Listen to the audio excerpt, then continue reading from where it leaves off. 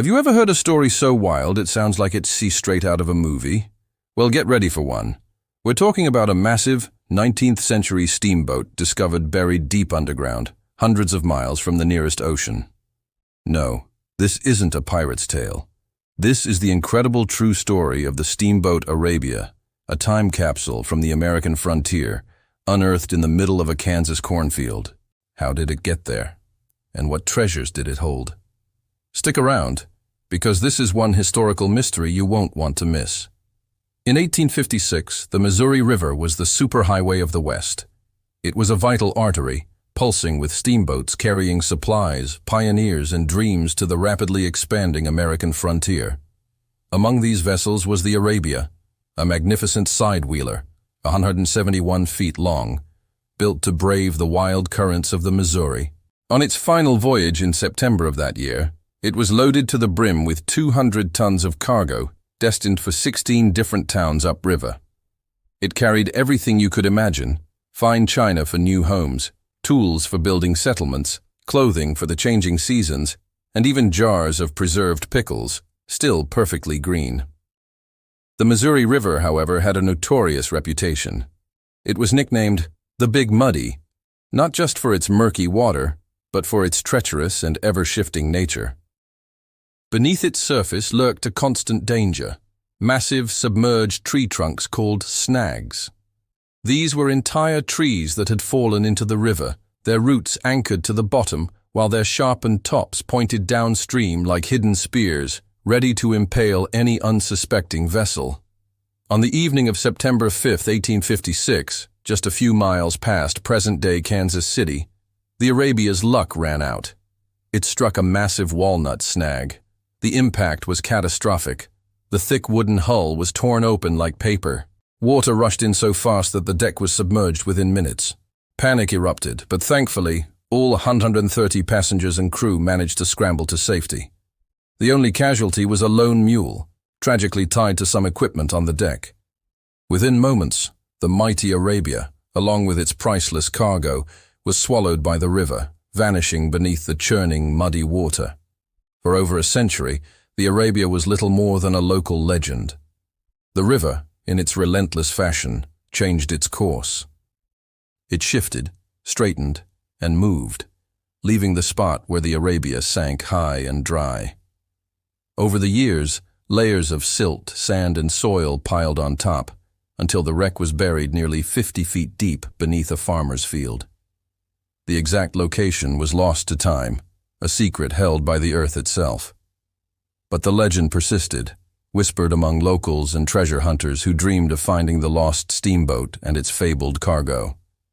Many tried, using old maps and guesswork, but the river had hidden its prize too well. Enter the Hawley family. Bob Hawley, a man who ran a refrigeration business, had a passion for local history and a fascination with the lost steamboats of the Missouri. He, along with his sons David and Greg, and their friends Jerry Mackey and David Luttrell, became obsessed with finding the Arabia. This wasn't just a weekend hobby. It was a full-blown quest. They spent years poring over old river maps, newspaper clippings, and journals. They learned that the river had moved half a mile from its 1856 channel. Using this knowledge and a powerful proton magnetometer, a device that detects magnetic anomalies underground, they began their search in earnest. They walked grid patterns across cornfields, their machine beeping, searching for the telltale sign of a huge metal object buried deep below. Finally, in the winter of 1987, they got a massive reading. They knew they had found it. Finding the boat was one thing. Digging it up was another challenge entirely. They were in the middle of a Kansas farm, facing a water table that was only 20 feet below the surface. To excavate the 50-foot deep wreck, they would have to pump out an incredible amount of water. They assembled an arsenal of heavy machinery, bulldozers, cranes, and a network of 20 irrigation wells capable of pumping 20,000 gallons of water per minute. It was a massive, privately funded archaeological dig. As the cold Kansas winter set in, the team worked tirelessly, battling mud, freezing temperatures, and equipment breakdowns. Slowly, day by day, the mud was scraped away. First, they saw the outline of the hull. Then, the paddle wheel emerged, its wooden planks miraculously intact. The excitement was palpable. They had uncovered a ghost from the past. As they finally breached the deck, they realized they hadn't just found a shipwreck. They had found a perfectly preserved time capsule. Because the wreck was sealed in an oxygen-free environment of mud and water, decomposition had been halted. It was like opening a giant, 132-year-old shipping crate. They found wooden boxes filled with beautiful English china, still packed in straw. They uncovered barrels of champagne and cognac, the liquid still inside. They found boots and shoes by the hundreds, jars of pickles still edible, tins of pie fruit, tools, hardware, jewelry, and even children's toys. It was a snapshot of everyday life on the frontier, preserved in pristine condition. Each artifact told a story of the people heading west, their hopes, their needs, and their tastes. The sheer volume and state of preservation of the artifacts were staggering. The team unearthed over 200,000 individual items. The challenge now shifted from excavation to conservation. If these objects, soaked for over a century, were simply exposed to air, they would crumble and disintegrate. The Hawley family, dedicated to doing things right, set up a state-of-the-art conservation lab. They had to learn complex preservation techniques on the fly. Textiles had to be carefully cleaned and freeze-dried. Leather was treated with special solutions to keep it from turning brittle. Metals were cleaned through electrolysis. It was a painstaking, scientific process that took years, but their dedication ensured that the treasures of the Arabia would survive for future generations to see.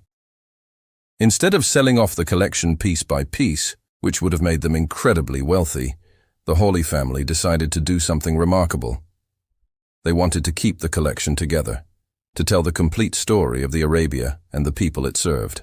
In 1992, they opened the Arabia Steamboat Museum in Kansas City, just a few miles from where the boat was found.